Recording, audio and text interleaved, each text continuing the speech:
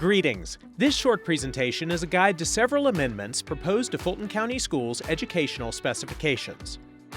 That term is a mouthful, so we'll usually just say EdSpecs. These were first presented to the Fulton County School Board at its February 7th pre-work session and are slated for action in March.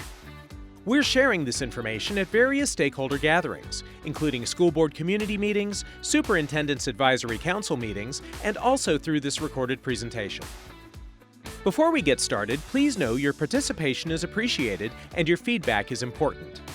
At the end, you'll have a chance to share your opinions through a thought exchange survey. If these images or website look familiar, it's because we last updated EdSpecs in 2020 and created a similar video presentation. Fulton County School Board policy requires that we review our EdSpecs every 5 years to be sure our buildings are still appropriately meeting our students' educational needs. When we did this last time, we reviewed our entire school district inventory. We examined every school to be sure we knew exactly how many rooms there were and their square footage. We also looked at specialty spaces such as the media center, career tech classrooms, music, art, physical education, and so on.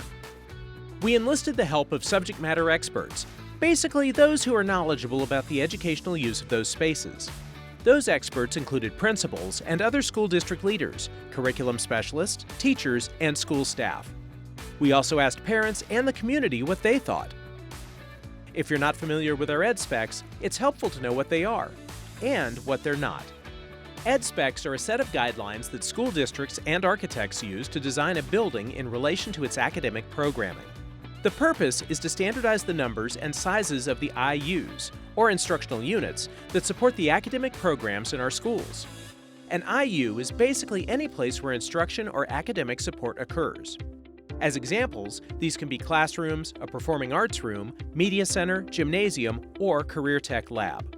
Even though EdSpecs strive to create standards and consistency across the school system, it's not always possible in every building. There may be occasions where it's structurally impractical for every room to match the EdSpec because of the building design or configuration, especially in existing facilities.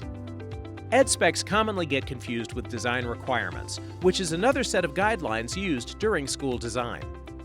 Design requirements reflect our school system's experience in building and operating schools. They assist design professionals in preparing contract documents for new schools, additions, and renovation projects, and are more focused on what goes inside the facility to support the academic environment. For example, things like the type or location of HVAC units or the kind of flooring put inside a building. By contrast, we use EdSpecs to focus on how the building's actual space is structured to support the school's academic programming. So why are we here today? We did a thorough analysis of our schools back in 2020, so we're changing very little of what the school board adopted. Instead, we're considering a few amendments. The first is to adopt an EdSpec for the district's new K-8 STEAM Academy model. This model is part of our Capital Plan 2027 funded by eSplost and brings a different type of educational programming to our school system. The second is to address a desire for more flexibility in our school sizes. Not every community is growing at the same rate, so having all new schools built the same size may not be the right approach. Let's take a closer look at the K-8 amendment. A K-8 STEAM school isn't a traditional K-5 elementary school or middle school, and current EdSpecs do not define what instructional spaces should be in a K-8 model. It's important to establish this so the facility can properly support its unique instructional model. Last year, Fulton County Schools began that process. Special design meetings, called charrettes, were held with teachers, school and central office leaders, construction staff, architects, parents, and the community. Together, they developed an EdSpec that addresses the specific needs of a K-8 school with a STEAM focus that also provides for our core subjects of language arts, social studies, math, and science. Here, you'll see a summary of the proposed EdSpecs for the K-8 model. This chart shows a standard for 1,000 students and covers 62 instructional units for academic spaces. This includes areas for typical classrooms, as well as areas for special education, a media center, fine arts and performing arts, physical education, administrative spaces, and auxiliary support spaces. Now, let's look at the flexibility in school size amendment. Elementary schools are built to house 850 students.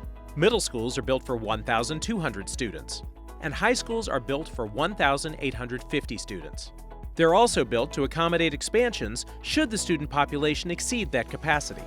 But what happens when a geographic area is not growing as fast as others, but a new building is still needed?